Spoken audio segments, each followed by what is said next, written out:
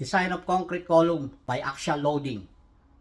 Usually nakikita natin ang mga design puro uniaxial. But this time papakita natin dalawang loadings. Magkaiba ng location kaya naging by axial. Acting at the same time. Beam along X, isa naman is beam along Y. Pati yung loadings niya, yung beam X, ang dala niya PX. Doon sa beam Y is PY. So may corresponding moment, MX and MY. Yung nasa gitna, yung loadings nung poste.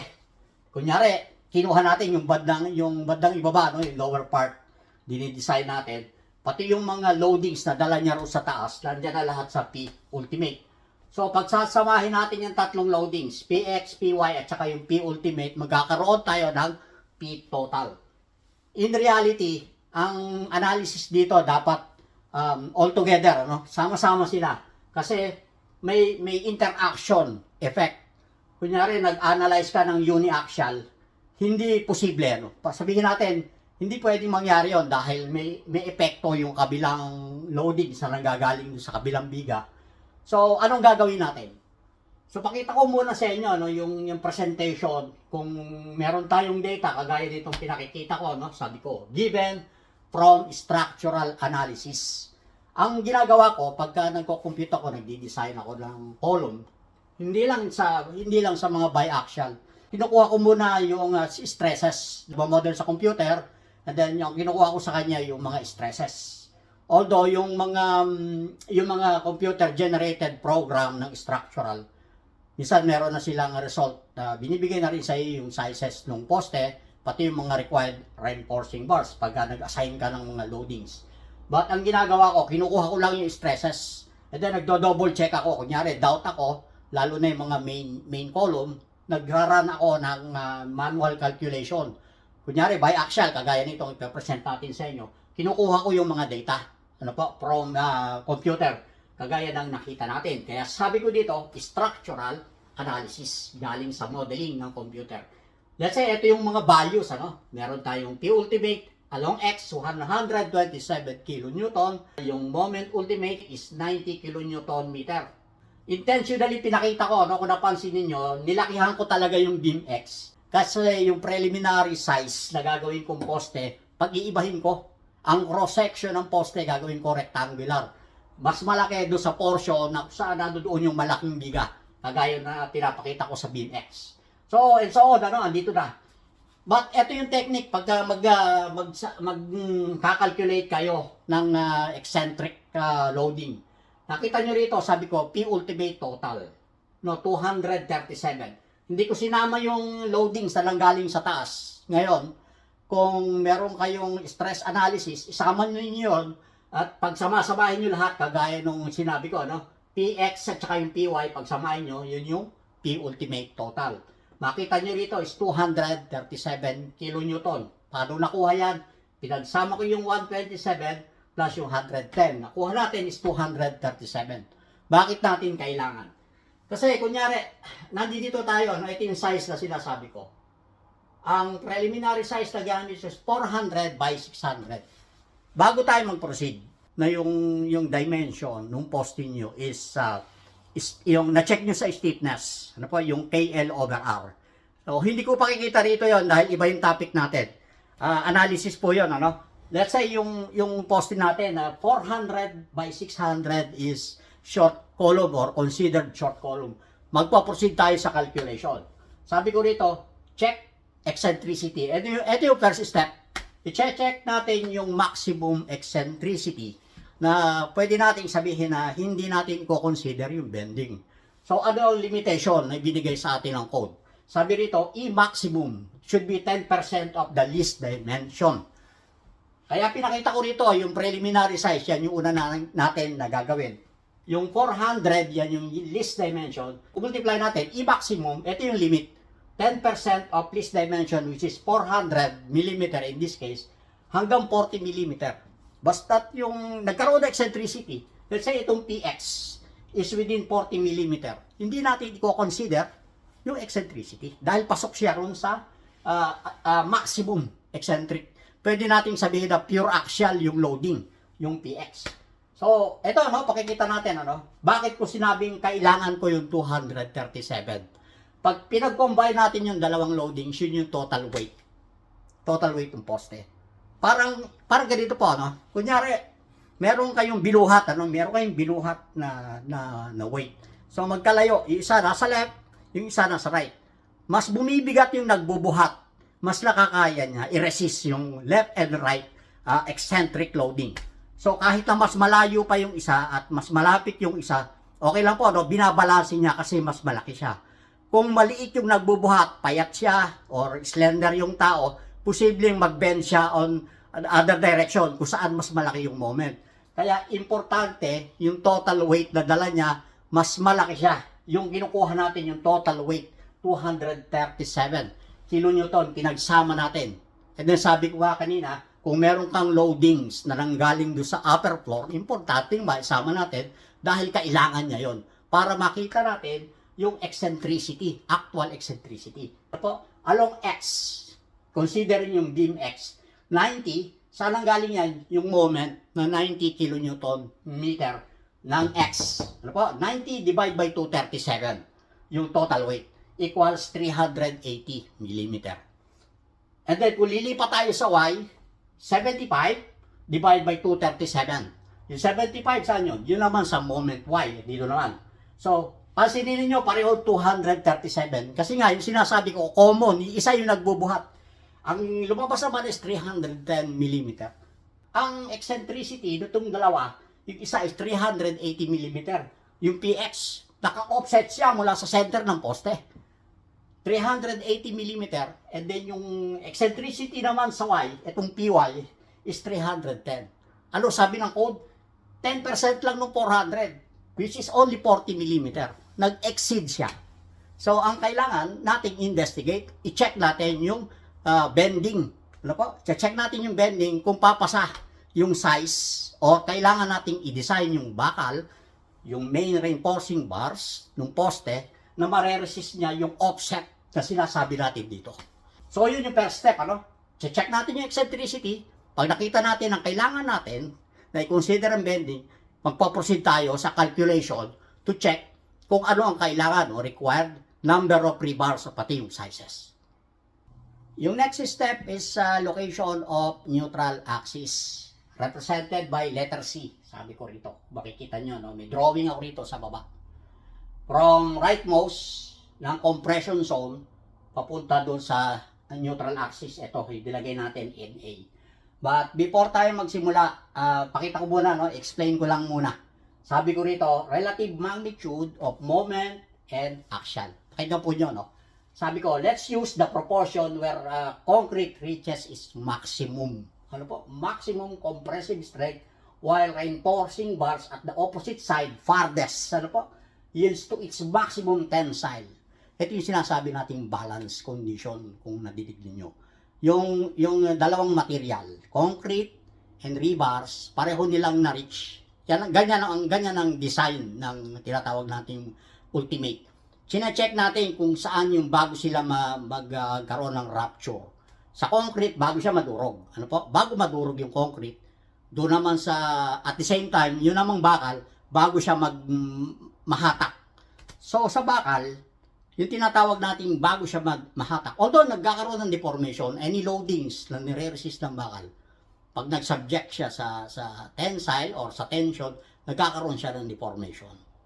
But yung tinatawag natin na ultimate resistance nung material, let's say yung bakal, nagkakaroon siya ng deformation. Na-reach niya, no, yung ultimate. Pag binitawan mo, nirelease mo yung loading, babalik ulit siya sa original position. Hindi siya nagkakaroon ng permanent deformation. Yun yung tinatawag na level nung maximum ultimate resistance ng material.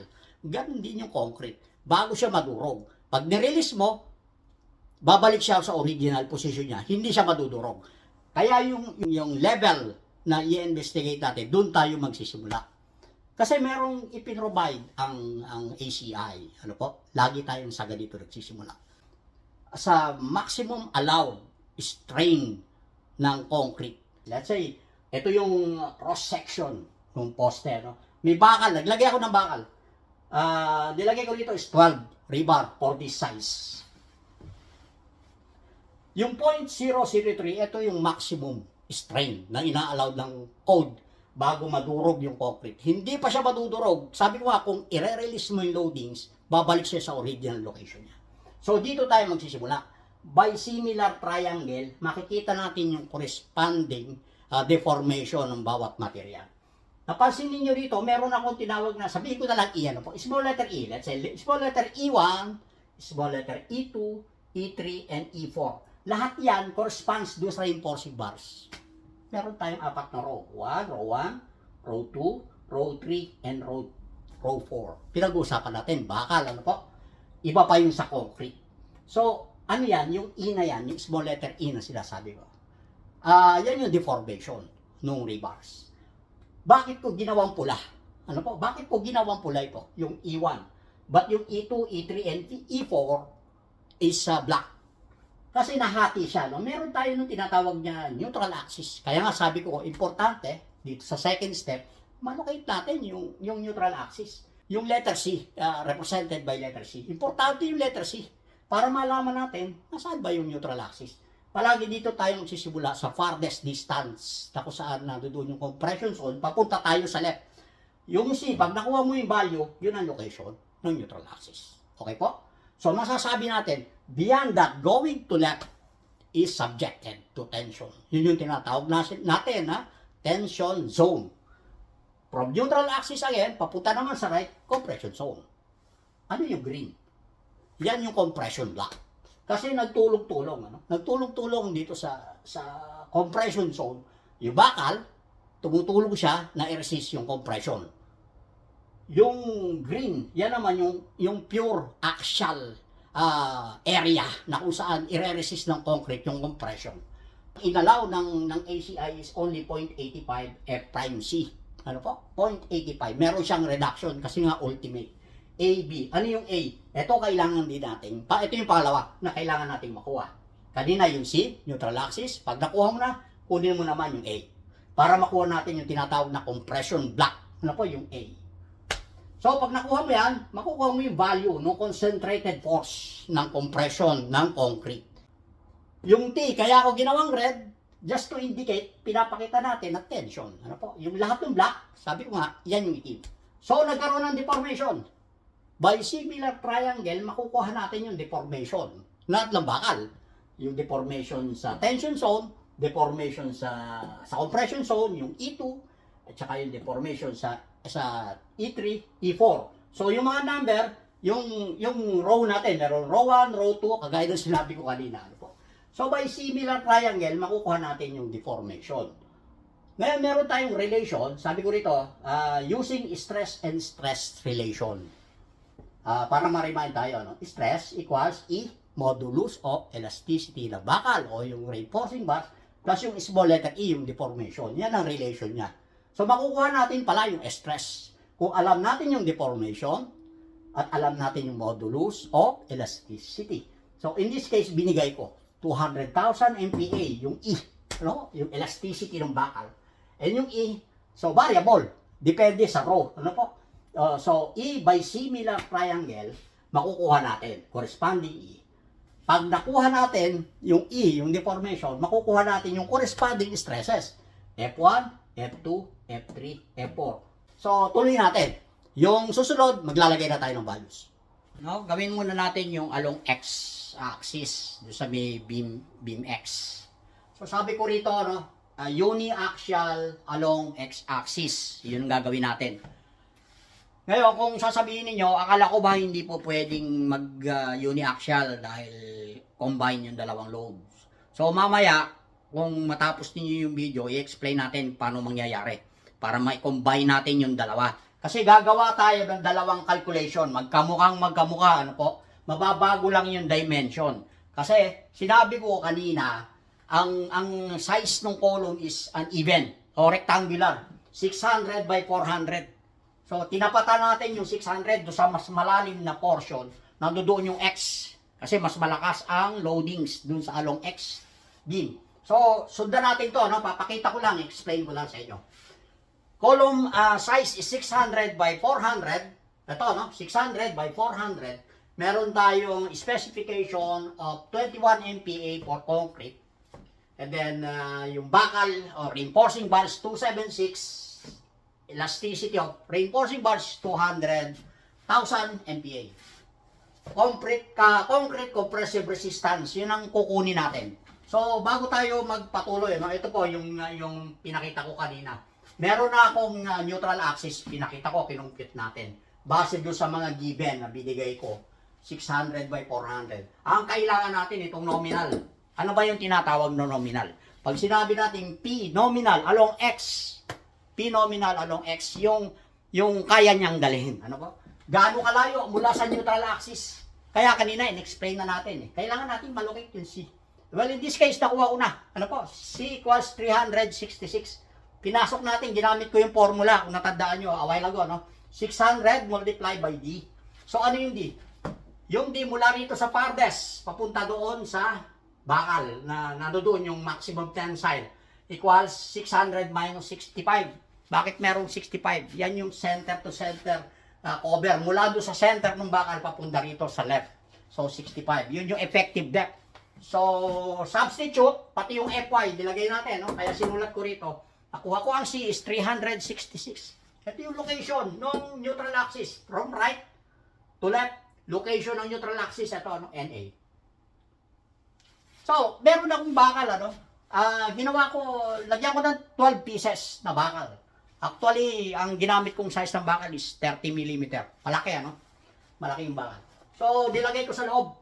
Kinalat ko sa 600 by 400. Nagkaroon ko ng center to center spacing ng bakal. Kung nakikita ninyo, no? 65, yung cover sa magkabilang dulo. And then, pag hinati mo sa 1, 2, 3, sa tatlo, no? Ang bibigay sa iyo is roughly 157 center to center. So, kailangan ko yan kasi mamaya kailangan natin yung mga lever arm pagka nag-compute tayo ng equilibrium. So, tuloy muna natin, no? Para maliwanag ko, ano? Nakuha ko na rin yung A. No? Sabi ko rito, A equals to beta C. Ito, palagi nito, ano, ginagamit natin. Yung beta is 0.85 for a concrete of 28 MPa and below. Substitute dito, alam natin yung C, ano? Makukuha natin yung A. Ano yung A? 311, ito. Yung compression block, yung in-explain ko kanina, yung pure compression block doon sa compression zone. So, nakuha natin 311 yung A. Ito, makikita natin. Iniba ko ulay para hindi maghalo-halo. Ano po? 311 mm. Puro millimeter. Yung C, yung neutral axis, ito naman. Mula dito, papunta ron sa neutral axis location, which is 366 mm. So, kung i-analyze ninyo, kung i-graph ninyo, i-scale ninyo, mapapansin ninyo, ano, yung pangalawang row, meron tayong 4 na row. Kanina, hindi ko na ilagay yan. Pero ngayon, mas malaki yung drawing ko. Naging 2 yung pula. Kanina, yung example ko, ang assumption ko, akala ko isa lang. Pero nung malocate natin yung C, kaya importante yung location ng C. Para malaman natin kung yung babakal na yan, alam hanggang saan ba dyan yung tension, alin dyan yung compression. I found out na yung row 1 and row 2 is subjected to tension. Okay po? So, magkaiba naman ang deformation. Kasi mas lumalayo ka sa neutral axis, mas lumalakas yung magnitude ng tension. Kaya napansin niyo, ito na, no? Yung pinakita ko. Yung E, S1, kaya S1 meaning steel, ano? Yung deformation, E is deformation of rebar at 1, you're at row 1. Deformation of rebar at row 2. Ano po, ES2. But yung black, deformation ng rebar pa rin ito, no? Rebar. Ginawa kong C kasi compression. Stress and strain values, pinakita natin dito, no? Galing dito sa diagram na kung saan nagkaroon ng variation ng deformation.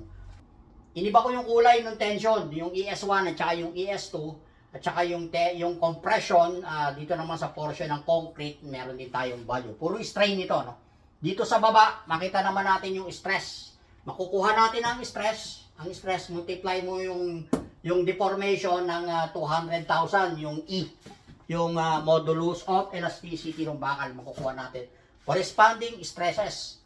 Dito sa baba, yung pinaka third group, first group, second group, third group. Ito na yung concentrated force. Ito yung resistance ng bakal, ng reinforcing bars. Pati yung concrete, nandito na rin yung green sa baba. So, saan ang galing yung 780 kung tatanungin ninyo, no? Ito yung pattern, no? FS1, ito, makukuha mo yung TS1, yung concentrated resistance. FS2, concentrated resistance niya is TS2. 276, ganito, no? 276, multiply mo ng unit ng cross-sectional area ng bakal. Well, in this example, ginamit ko yung 30 mm diameter na bakal. Ang cross-sectional area 707 square millimeter. But you need to multiply it by 4. Kasi kung titignan nyo, yung row 1, 4 yung bakal. Sa row 2, 2 lang yung bakal. So, ganun din. Row 2, 19, multiply by 707, cross-section ng 30 mm, multiply by 2. So, makukuha mo na yun. And so on. Yung CC, ito yung compression, concentrated compression na force nung concrete, yung compression block.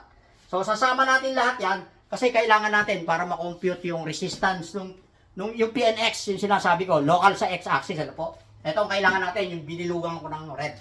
So, nominal values, kailangan natin by equilibrium equation. Sum of forces vertical, makukuha ninyo, no? Pinakita ko rito. Hindi ko na-explain, galing lang dito yan, ano? Yung CS3, CS4, compression. Ito kaya naging minus kasi tension, iba ng direction. Nakuha ko is 1902. Yun yung requirement ng PNX, yun yung capacity niya. Sum of moment is equals to 0, MNX. Ayun, yung MNX, ano? MNX equals CS3 multiply by D3. Ginawa ko D3. Actually, lever arm ito, no? Yung CS3, asan yan? Ito. Yung lever arm niya, distance.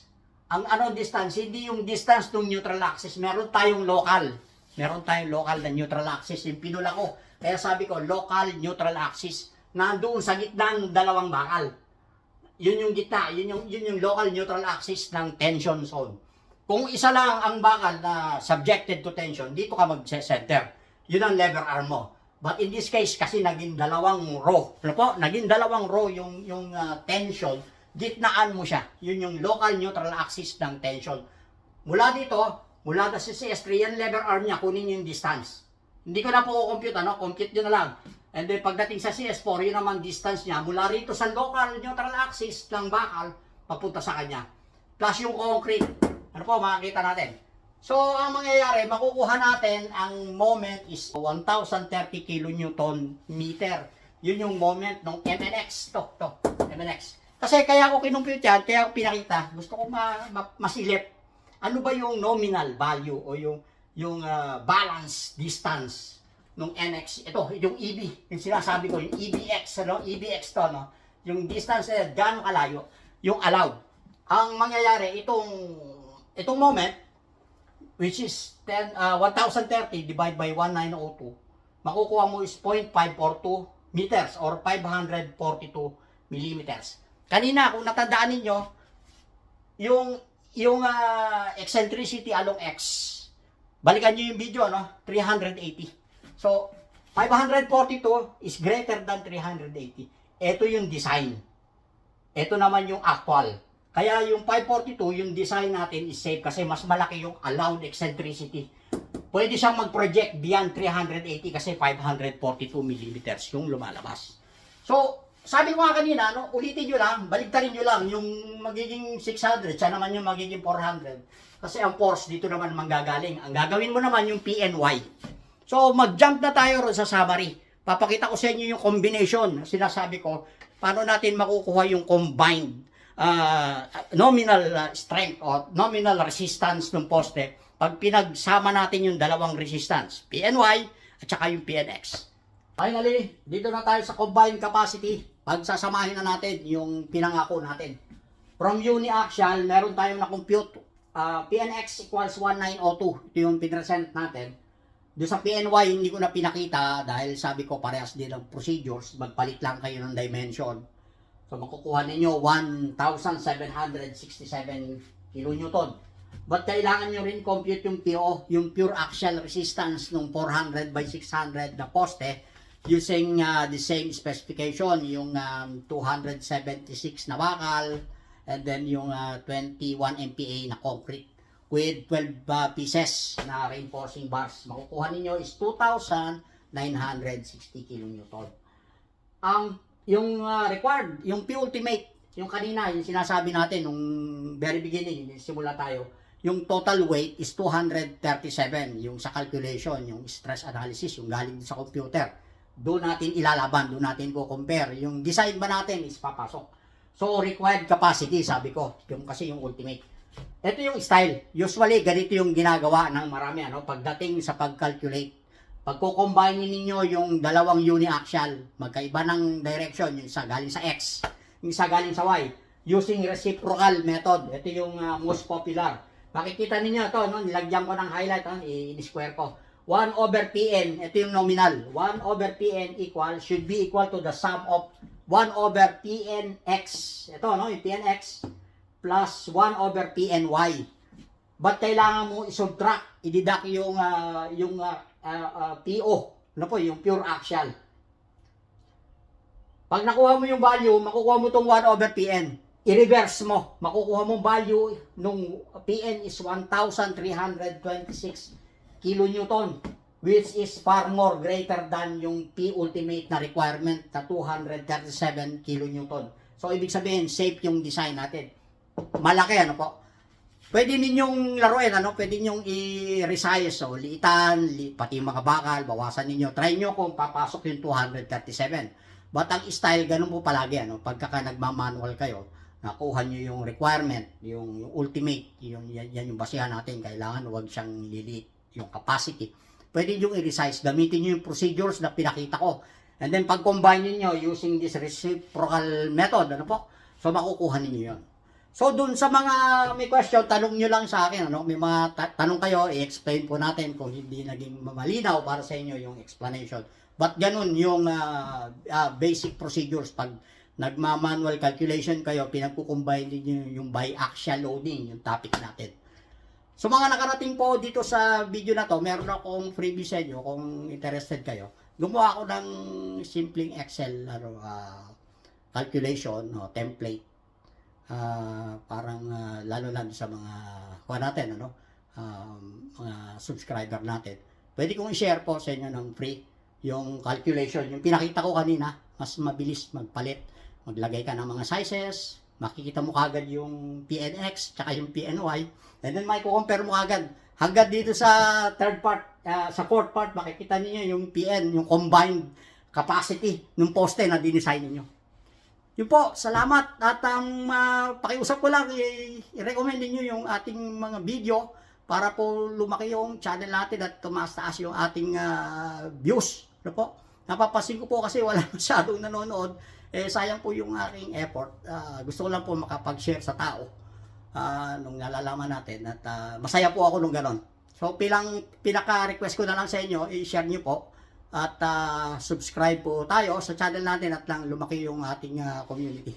Salamat po at kita tayo uli sa susunod. God bless.